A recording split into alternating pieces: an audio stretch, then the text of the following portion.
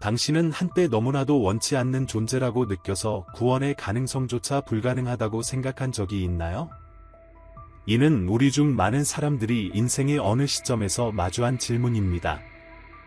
배척당하고, 거부당하고, 심지어 주변 사람들에게 가치없는 존재로 여겨지는 느낌은 우리로 하여금 어떤 변화의 범위조차 벗어났다고 믿게 만듭니다. 하지만 이러한 모든 버림받은 감정 속에서도 누군가가 당신을 직접 바라보며 다시 시작할 수 있다고 말해준다면 어떨까요? 이것은 그러한 낙인이 찍힌 채로 살았던 한 남자의 이야기입니다. 구원의 가능성이 전혀 없을 것처럼 보였던 그는 예기치 못한 만남을 통해 인생이 완전히 변하게 됩니다. 삭개오, 많은 사람들이 이름은 들어봤겠지만 그 깊고 감동적인 이야기는 잘 모를지도 모릅니다. 매일같이 그는 사람들이 던지는 경멸의 눈길, 속삭이는 비난의 말, 그리고 자신의 공동체로부터의 고립을 감내해야 했습니다. 그는 부유한 사람이었지만 그분은 그에게 큰 대가를 치르게 했습니다. 그러나 그의 마음 속에는 아직도 변화의 가능성이 있을지도 모른다는 무언가가 있었습니다. 그래서 그는 자신의 삶을 완전히 바꿀 놀라운 결정을 내리게 되었습니다. 이런 종류의 콘텐츠에 관심이 있으시다면 좋아요를 클릭하고 댓글을 남겨주세요. 그러면 유튜브에서 저희를 더 자주 추천해 줄 것입니다. 이제 삭개오가 왜 당대 유대 사회에서 그렇게 미움받고 경멸당했는지 알아보기 위해 영상으로 가봅시다. 삭개오가 그의 시대의 유대 사회에서 왜 그렇게 미움받고 경멸당했는지 이해하려면 그가 살던 사회적, 역사적 맥락을 이해하는 것이 중요합니다. 삭개오는 단순히 부유한 사람일 뿐만 아니라 큰 권력을 가진 사람이었으며 1세기 팔레스타인의 세리들의 우두머리였습니다. 이 역할은 로마 제국의 억압적인 지배와 깊이 관련되어 있었으며 세리들은 유대 동포들에게 배신자이자 죄인으로 여겨졌습니다. 유대인들에게서 징수된 세금은 광대한 로마 제국을 유지하는 데 사용되었습니다. 로마인들은 이스라엘 땅을 지배하며 유대 민족에게 그들의 권위를 강요하고 군사 확장, 건설, 생활 방식을 유지하기 위해 세금을 요구했습니다. 유대인들은 이러한 세금 징수를 자신들의 종속을 상기시키는 지속적인 상처로 보았습니다. 상황을 더 악화시키는 것은 로마인들이 직접 세금을 징수하지 않고 대신 동포인 유대인들에게 이 일을 외주를 주었다는 것입니다. 그들은 제국을 위해 자신의 동포들을 착취하는 일을 맡은 유대인들이었습니다. 세리라고 불리는 이 세금 징수원들은 특정 지역에서 세금을 징수할 권리를 사들인 사람들이었습니다. 그들은 로마에 납부해야 하는 금액만 징수한 것이 아니라 필요 이상의 금액을 징수하여 자신들을 부유하게 만들었습니다. 세리들이 더 잔인하고 효율적일수록 그들의 이익은 더 커졌습니다.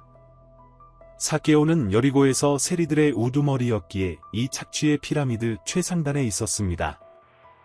유대 사회에서 세리들은 보편적으로 경멸받는 존재였습니다. 그들은 적의 협력자, 로마 정부의 대리인으로서 자신의 동포들을 착취하는 자로 여겨졌습니다. 유대인들의 눈에 세리들은 단순히 부정직할 뿐만 아니라 영적으로도 부정한 자들이었고 외세와의 연루로 인해 타락한 자들이었습니다. 그들은 종종 도둑보다 더 나쁜 존재로 여겨졌습니다. 그들의 배신은 이중적이었기 때문입니다. 민족에 대한 배신이자 하나님에 대한 배신이었습니다. 많은 경건한 유대인들은 세리들이 구원받기에는 너무 타락했다고 믿었으며 그들의 부패한 행위와 이방 제국과의 동맹 때문에 정죄받았다고 여겼습니다.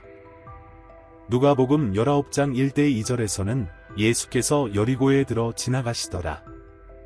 거기 세리장이며 또한 부자라 이름하는 자가 있으니 삭개오라 하더라 라고 읽습니다.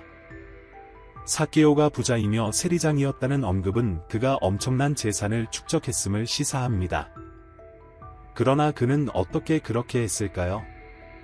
삭개오가 살던 여리고는 당시 가장 중요한 상업 지역 중 하나였습니다. 사해 북쪽에 위치한 여리고는 번영하는 도시였으며 중요한 상업과 농업의 중심지였습니다. 유대와 갈릴리 사이의 교역로에 전략적으로 위치해 있었기 때문에 상품 이동의 중요한 지점이 되었습니다. 삭개오는 세리장으로서 여리고의 세금 징수를 관리하였으며 아마도 여리고를 지나가는 상품, 상업거래, 심지어 농산물에 대해서도 세금을 부과했을 것입니다. 세리들 사이에서 흔히 있던 일이었듯 그는 자신의 위치를 이용해 필요한 것보다 더 많은 것을 요구하며 자신의 민족의 고통과 노동을 통해 부를 쌓았습니다. 그러나 이러한 부는 사회의 존경을 사지는 못했습니다. 오히려 다른 사람들이 그에 대해 느끼는 경멸만을 강화시켰습니다.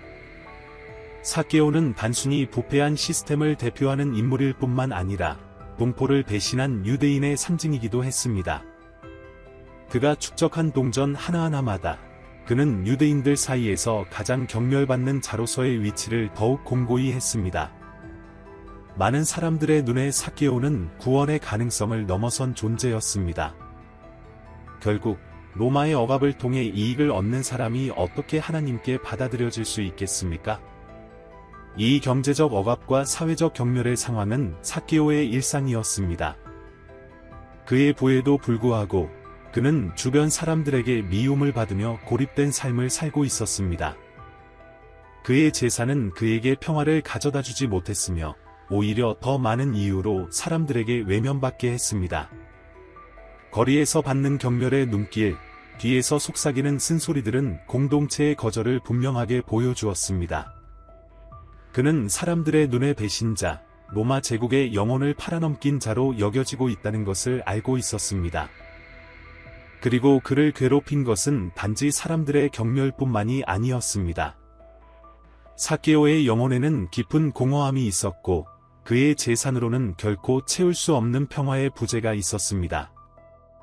그의 마음 속에는 변화, 구원, 새로운 시작을 갈망하는 무언가가 있었습니다.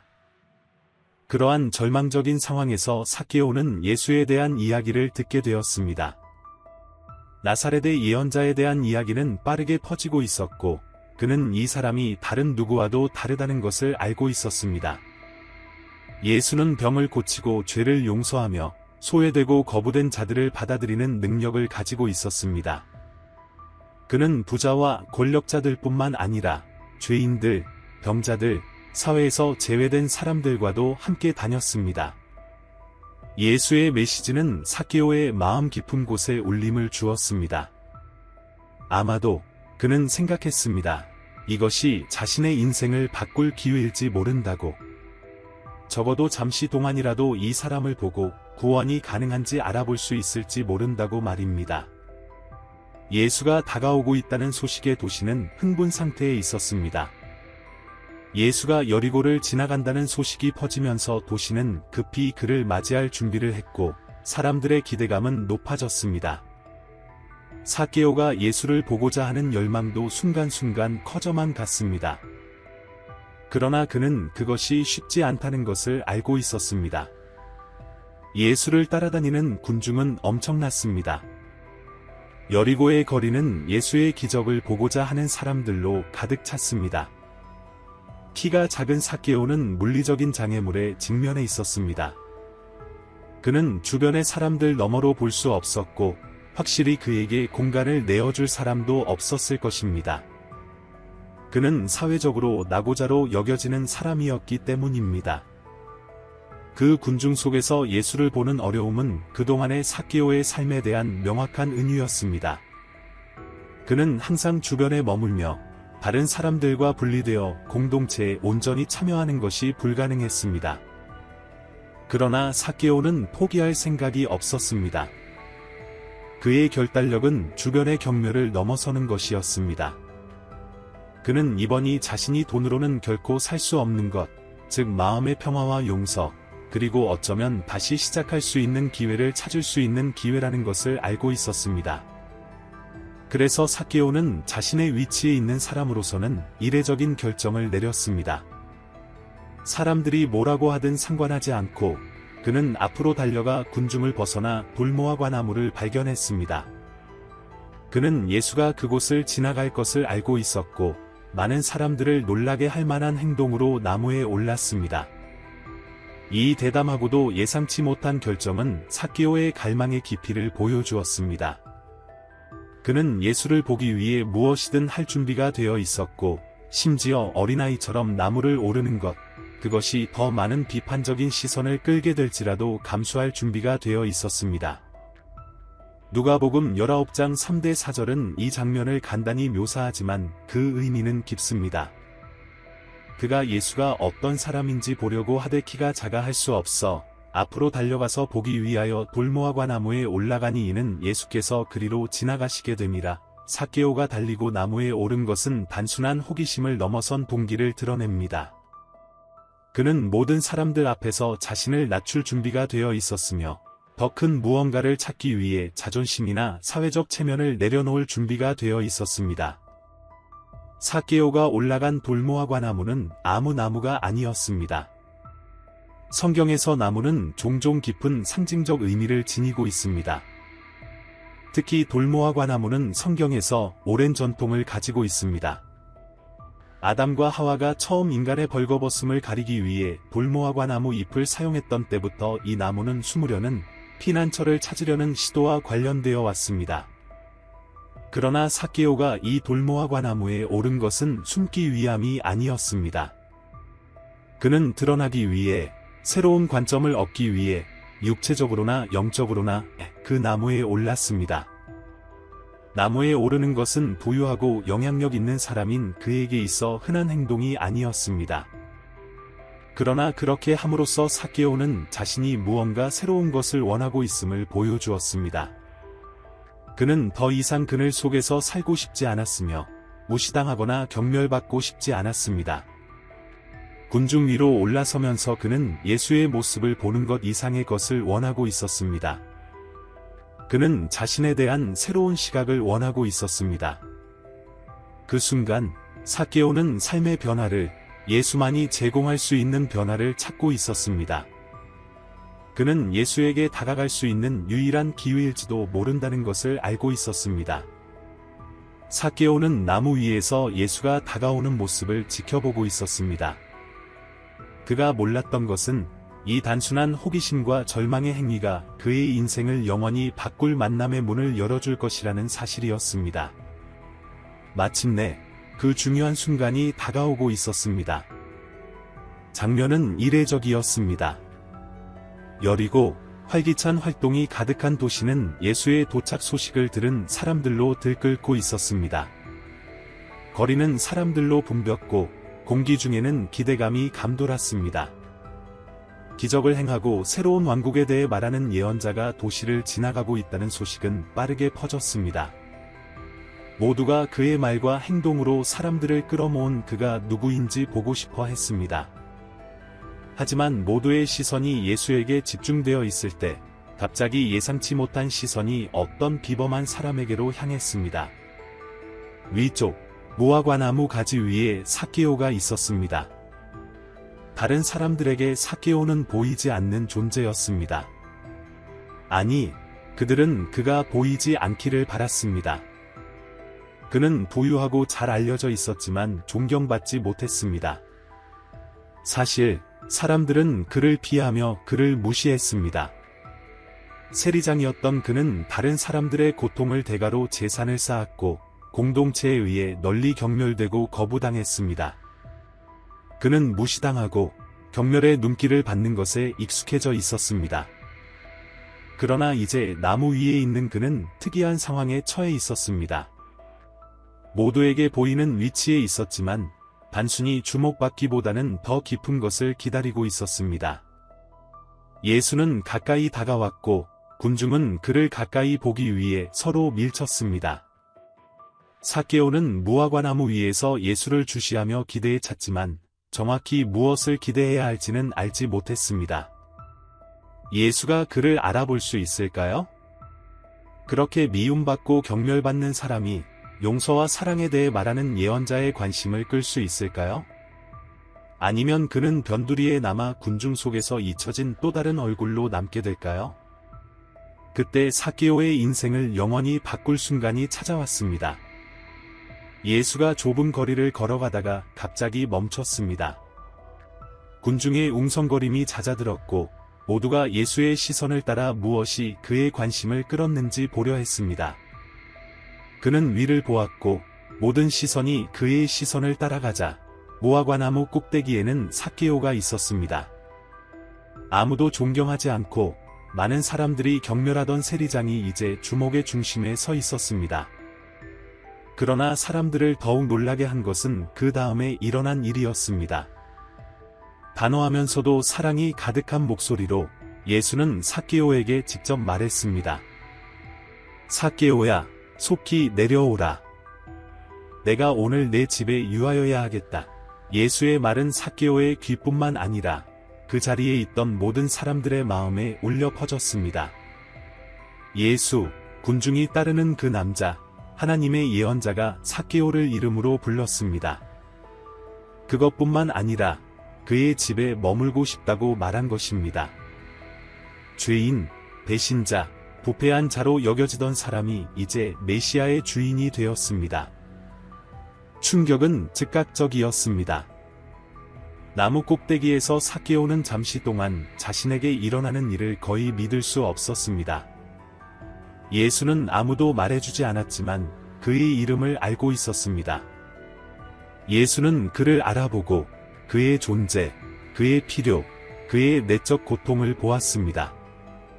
삭개오는 그 순간 전에 한 번도 느껴보지 못한 것을 느꼈습니다. 그는 더 이상 모든 사람이 경멸하는 부패한 사람으로 보이지 않았습니다. 그는 사랑받을 자격이 있고 인정받을 자격이 있는 사람으로 보였습니다. 이 인식의 충격은 매우 강력했으며 삭개오는 주저하지 않고 빠르게 무화과나무에서 내려왔습니다. 그는 놀라움으로 자신을 바라보는 군중을 신경 쓰지 않았습니다. 주변 사람들 사이에서 속삭이는 소리도 개의치 않았습니다. 그가 아는 것은 예수가 자신을 불렀다는 것이었고 그가 대답해야 한다는 것이었습니다.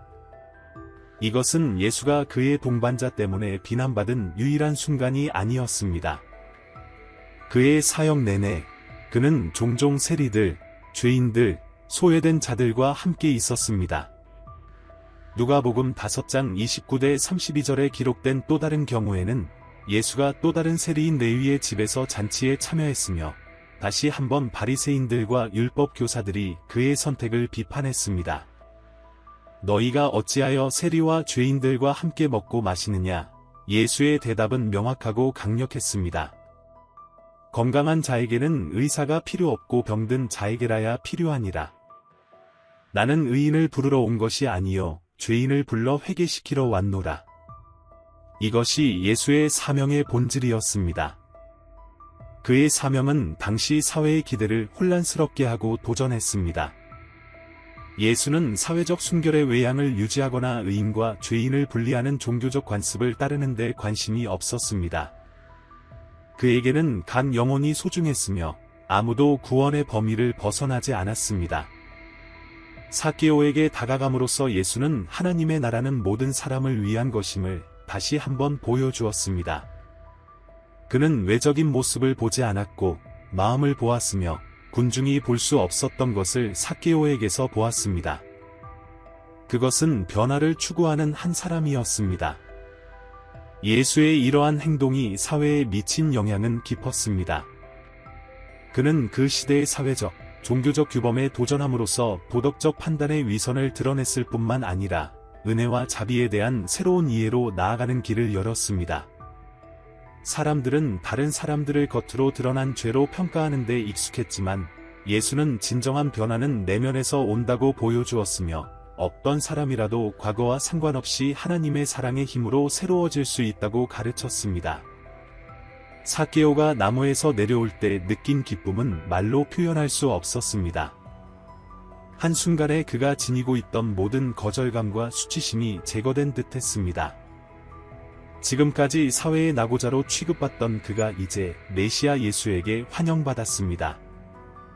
그를 집주인으로 초대한다는 것은 단순히 식사 초대 이상의 의미를 지니고 있었습니다. 그것은 새로운 시작에 대한 초대, 구원의 기회였습니다. 삭개오가 나무에서 내려와 예수께 다가갈 때 군중들 사이에서는 웅성거림이 커지기 시작했습니다. 사람들은 충격을 받으며 왜 예수가 하필 삭개오 같은 사람을 선택했는지 이해하지 못했습니다. 그들은 그렇게 타락한 사람이 예수의 존재를 받을 자격이 있다고 생각하지 않았습니다. 놀라움의 표정은 곧 분노로 바뀌었고 예수의 존재에 감탄하던 목소리들은 이제 불만의 합창으로 변했습니다. 누가복음 19장 7절은 이 순간을 이렇게 묘사합니다. 모든 사람이 보고 수군거려 이르되 그가 죄인의 집에 유하러 들어갔도다 하더라. 하지만 예수는 다른 사람들과 같은 방식으로 삭개오를 보지 않았습니다. 그는 그 남자의 마음을 보았고 깊은 변화에 대한 갈망, 삭개오 안에 있는 침묵의 회개를 보았습니다. 그래서 그를 부른 것이었습니다. 예수께서 삭개오를 부르신 것은 우리가 보이는 것과 인정받는 것에 대한 깊은 교훈을 줍니다. 많은 사람들에게 삭개오는 단순히 죄인, 배신자, 구원받을 수 없는 존재에 불과했습니다. 하지만 예수에게 삭개오는 구원을 찾는 영혼, 실수에도 불구하고 여전히 변화할 수 있는 사람이었습니다. 이 만남은 우리가 비록 보이지 않고 거절당하고 가치 없다고 느낄 때에도 예수는 우리를 보신다는 것을 보여줍니다. 그는 우리의 이름을 알고 우리의 마음을 아시며 다른 사람들이 어떻게 생각하든 상관없이 우리를 부르시고 그와 함께하기를 초대하십니다. 삭개오는 빠르게 예수를 그의 집으로 모셔갔고 그 순간부터 그의 삶은 결코 이전과 같지 않았습니다. 그가 메시아와 가진 만남은 단순한 일회성 경험이 아니라 그의 삶뿐만 아니라 그 주변 사람들의 삶에도 영향을 미칠 변화를 시작했습니다. 예수께서 그를 인정하고 받아주신 단순한 사실만으로도 삭개오의 운명은 바뀌었습니다. 그는 거절당하던 남자에서 메시아의 주인이 되었고 죄인에서 변화를 준비하는 사람이 되었습니다. 삭개오의 집 안 분위기는 그가 이제껏 경험한 그 어떤 것과도 달랐습니다. 예수와 그의 제자들이 자리를 잡고 있을 때 삭개오의 가슴은 빠르게 뛰고 있었습니다. 그는 주님이 자기 집에 계시다는 것이 믿기지 않았습니다. 그와 함께 식사를 나누고 있다는 사실이 말입니다. 이전에는 그의 불법적인 행위를 목격했던 벽들이 이제는 생명, 은혜, 진리의 말씀을 울려 퍼뜨리고 있었습니다. 예수의 말 한마디 한마디가 그의 영혼 깊숙이 파고들어 그의 잘못을 드러낼 뿐만 아니라 구원의 가능성도 드러냈습니다. 삭개오는 자기 안에 빛이 켜지는 것을 느꼈습니다. 예수의 존재는 그를 정죄하게 하지 않고 사랑받는 존재로 느끼게 했습니다. 그는 지금까지의 모든 죄와 삶에도 불구하고 여전히 자신에게 희망이 있다는 것을 깨달았습니다. 예수의 은혜는 마치 손으로 만질 수 있을 만큼 분명하게 느껴졌고 그는 한 번도 상상해보지 못했던 포옹 속의 감사였습니다. 이 이해는 진정한 회개를 불러일으켰고 말뿐만이 아니라 구체적인 행동을 통한 변화를 향한 진심 어린 열망을 불러일으켰습니다. 깊은 감정의 순간 삭개오는 그 자리에 있던 모든 사람들 앞에 일어섰습니다. 그의 눈은 더 이상 옛날의 탐욕으로 빛나지 않았고 이제는 새로운 목적을 찾은 사람의 결단으로 빛났습니다. 그는 단호하면서도 겸손한 목소리로 선언했습니다. 주님 보소서. 내 소유의 절반을 가난한 자들에게 주겠사오며 만일 누구의 것을 속여 빼앗은 일이 있으면 4배나 갚겠나이다. 이것은 빈 약속이 아니라 그의 변화의 깊이를 보여주는 즉각적인 결정이었습니다. 삭개오의 선언은 급진적이었습니다. 그의 재산 절반을 가난한 자들에게 준다는 것은 특히 평생을 부를 축적하는 데 헌신했던 사람에게는 대단한 관대함의 행위였습니다. 그러나 그는 거기서 멈추지 않았습니다. 자신이 착취한 모든 금액을 4배로 갚겠다고 약속함으로써 그의 회개가 표면적인 것이 아님을 보여주었습니다. 그는 자신의 행위에 대한 결과를 직면하고 필요한 곳에서 보상할 준비가 되어 있었습니다. 삭개오의 내면 변화는 진정한 회개가 무엇인지를 보여줍니다.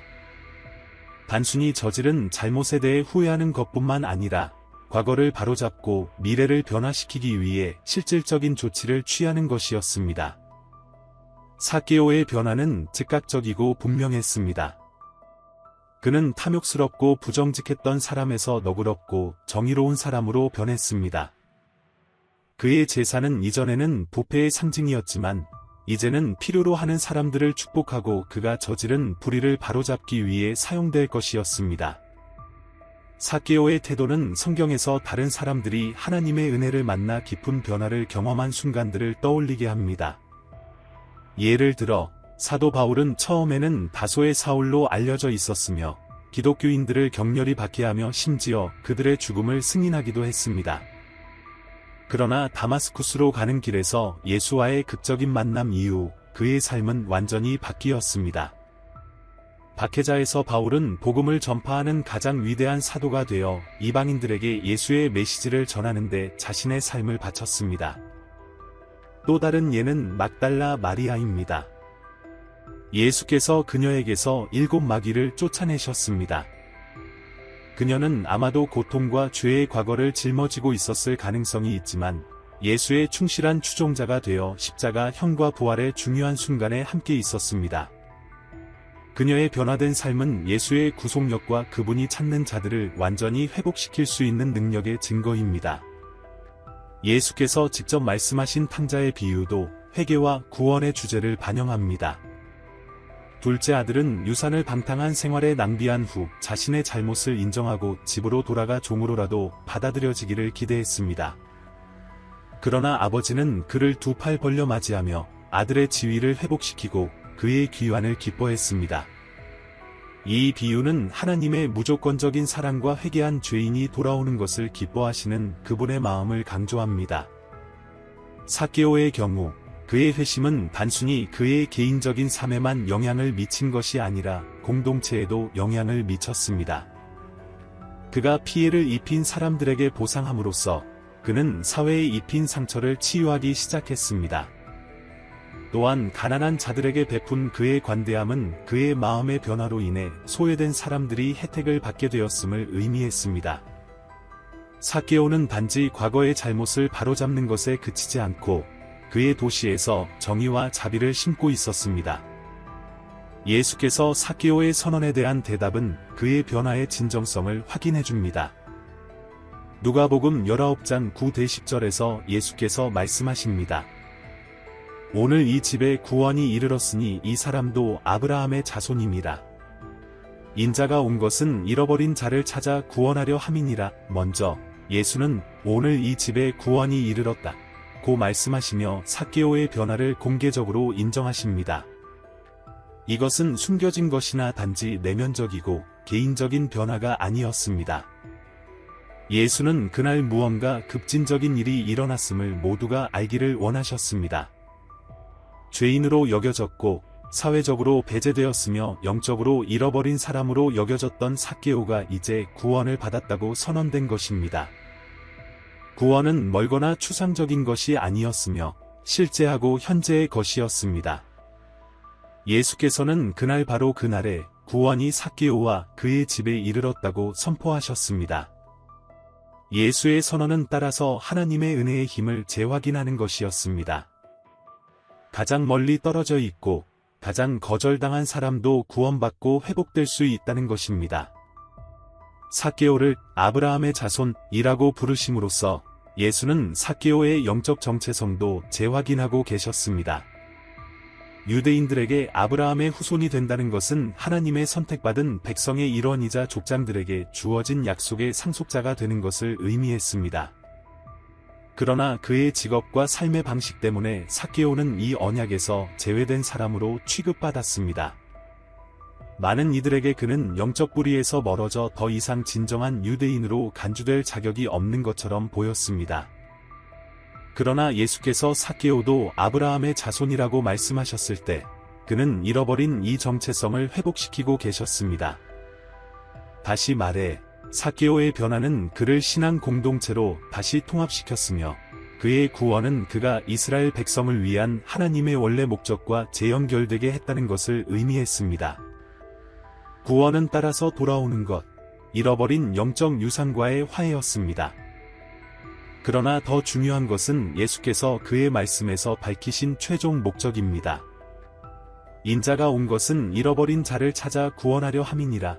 여기서 예수는 단지 삭개오에 대해 이야기하신 것이 아니었습니다. 그는 세상에 오신 자신의 중심 사명을 밝히고 계셨습니다. 그는 의인들이나 이미 올바른 길에 있다고 믿는 사람들을 위해 오신 것이 아니었습니다. 그는 무엇보다도 삭개오처럼 자신의 선택, 죄, 사회적 거절 속에서 길을 잃은 사람들을 위해 오신 것이었습니다. 삭개오는 그러한 사람의 살아있는 예였습니다. 모두가 구원받기에는 너무 멀리 떨어졌다고 여겼고 영원히 잃어버린 사람으로 생각했지만 사실 그는 예수께서 찾으러 오신 바로 그 사람이었습니다. 그리고 그날 예수의 사명이 다시 한번 성취되었습니다. 이 순간은 예수의 구원자로서의 역할이 한 사람의 과거에 의해 조건 지워지지 않는다는 것을 상기시켜 줍니다. 누군가가 얼마나 멀리 떨어졌든 얼마나 깊이 죄에 빠졌든 상관없이 예수의 은혜는 항상 더 큽니다. 그는 잃어버린 자를 찾고 구원하러 오셨습니다. 단지 물리적으로 잃어버린 사람들만이 아니라 영적으로 분리된 자들, 감정적으로 멀어진 자들, 도덕적으로 실패한 자들을 위해서 말입니다. 삭개오는 그의 모든 부와 권력에도 불구하고 여전히 잃어버린 사람이었습니다. 그러나 그를 만났을 때 예수는 그가 다다를 수 없는 거리가 없으며 그가 용서하지 못할 만큼 깊은 죄도 없다는 것을 보여주셨습니다. 이 이야기는 또한 우리가 누가 구원받을 자격이 있는지를 다시 생각하도록 도전합니다. 종종 여리고의 군중처럼 우리는 우리의 눈에 가치 없어 보이는 사람들을 판단하고 배제할 준비가 되어 있습니다. 그러나 예수는 삭개오를 통해 우리에게 그가 모든 사람을 위해 오셨다는 것을 상기시켜 줍니다. 그의 은혜는 부자나 가난한 자, 의인이나 죄인을 구별하지 않습니다. 모든 사람이 하나님의 왕국의 식탁에 초대받았습니다. 구원은 삭개오처럼 예수의 부름에 회개와 진정한 변화의 의지를 가지고 응답하는 모든 이에게 열려 있습니다. 삭개오의 이야기를 되새길수록 그것이 우리 일상에서 얼마나 여전히 중요한지를 느끼지 않을 수 없습니다. 자신의 동포에게 미움받던 이 세리의 변화를 보며 우리는 우리 자신의 신앙 여정에서 직면하는 도전들을 생각하게 됩니다. 삭개오의 이야기가 강력한 이유는 단지 그가 구원을 찾았다는 사실 때문만이 아니라 그것이 일어난 방식 때문입니다.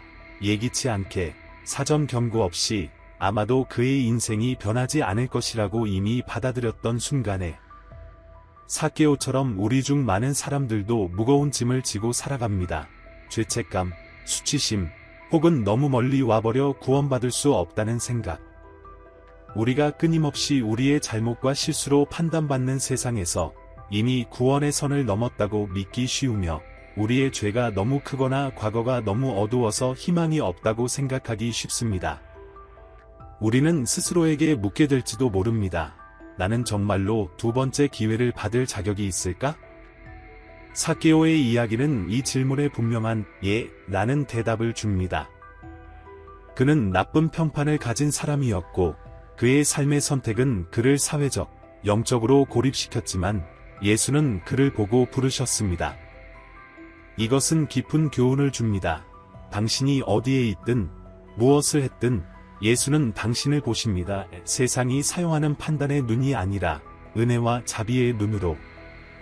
예수는 삭개오가 누구인지 정확히 알고 계셨고 그의 잘못을 아셨지만 그럼에도 불구하고 그의 이름을 부르셨습니다. 우리에게 남는 큰 질문은 오늘 예수께서 당신을 어떻게 보실까요? 예수께서 삭개오를 바라보셨듯이 당신의 결점과 불완전함 너머를 보고 변화와 갱신의 가능성을 보실까요? 삭개오의 여정은 우리 자신의 삶을 돌아보고 여정의 어떤 단계에서든 변화의 가능성을 고려하도록 도전합니다. 아마도 당신은 벗어나기 어려운 과거에 갇혀 있다고 느끼거나 이미 다시 시작하기에는 너무 늦었다는 생각과 싸우고 있을지도 모릅니다. 하지만 삭개오의 이야기는 절대 늦지 않았음을 보여줍니다. 예수는 자신을 의롭고 완벽하다고 여기는 사람들을 위해 오신 것이 아닙니다. 그는 삭개오처럼 자신의 변화의 필요성을 인정하고 올바른 방향으로 한 걸음을 내디디려는 사람들을 위해 오셨습니다. 그리고 그 한 걸음은 언제든지 내디딜 수 있습니다. 삭개오는 한 번의 결정으로 예수를 보기 위해 나무에 오르는 것으로 그의 인생의 방향을 바꾸었습니다. 그가 완벽했기 때문이 아니라 새로운 일이 일어날 가능성에 열려 있었기 때문입니다. 당신도 마찬가지로 자신의 무화과 나무에 오를 준비가 되어 있습니까? 군중에서 벗어나 예수의 존재를 찾고 그분이 당신의 삶을 변화시킬 수 있다고 믿을 수 있습니까? 당신은 구원받을 자격이 없다고 느껴본 적이 있습니까? 좋은 소식은 하나님의 은혜가 우리의 자격이 아니라 그분의 선함에 달려 있다는 것입니다. 삭개오의 변화는 진정한 회개는 말 이상의 것임을 가르쳐줍니다. 그것은 행동을 포함합니다. 그는 단지 자신의 잘못을 인정하는 것에 그치지 않고 자신의 죄를 바로잡고 그가 해를 끼친 사람들과 화해하기 위해 구체적인 조치를 취했습니다. 현대 생활에서 이러한 행동을 취한다는 것은 무엇을 의미할까요? 아마도 우리를 다치게 한 사람을 용서하거나 우리가 저지른 일에 대해 용서를 구하는 것을 의미할 수 있습니다. 어쩌면 우리의 축복을 덜 가진 사람들과 나누거나 우리가 저지른 불의를 바로잡으라는 부름일 수도 있습니다. 우리 각자는 해야 할 자신의 보상이 있으며 삭개오의 예는 정직과 자비로 행동하도록 우리를 격려하고 하나님께서 매 순간 우리와 함께 하신다는 것을 믿도록 합니다. 삭개오가 예수를 만난 후 변화된 것처럼 우리 모두도 하나님으로부터 멀리 떨어져 있다고 느끼는 순간에도 이 변화를 경험할 수 있습니다. 삭개오에게 임했던 그 은혜는 오늘날 우리에게도 여전히 열려 있습니다. 그리고 이것이 가장 큰 위로입니다. 하나님의 은혜는 한계가 없고 경계를 알지 못하며 그것을 찾는 모든 이에게 항상 열려 있다는 사실입니다. 만약 당신이 이 진리를 들어야 할 사람이 있다고 생각한다면, 과거의 무게나 길을 잃은 느낌으로 싸우고 있는 사람이 있다면 삭개오의 이야기를 그 사람에게 나누어 주세요. 하나님의 은혜는 모든 사람에게 열려 있으며 그리스도의 사랑과 구원에서 벗어난 사람은 아무도 없다고 말해 주세요. 삭개오의 여정은 삶의 어떤 단계에서든 변화가 가능하다는 것을 상기시키는 강력한 메시지입니다.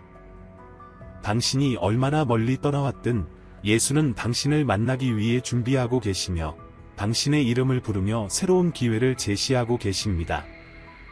당신은 그 기회를 받아들일 준비가 되어 있습니까? 그리고 더 중요한 것은 당신은 다른 사람들이 그 은혜가 그들에게도 있다는 것을 볼 수 있도록 돕기를 원하십니까? 삭개오의 이야기는 우리에게 단지 우리 자신의 삶에서 그 변화를 경험하라고 도전할 뿐만 아니라 그와 같은 만남을 기다리고 있는 주변 사람들에게 이 희망의 메시지를 전하는 전달자가 되라고 도전합니다.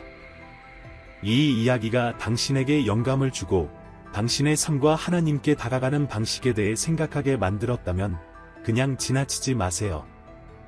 채널을 구독하고 알림을 활성화하여 성경의 이러한 강력한 이야기들을 계속 배우세요. 결국 진정한 지혜는 주님의 목소리를 듣고 순종하는 데 있습니다. 시청해주셔서 감사합니다. 모두 하나님과 함께 평안하시길 바랍니다.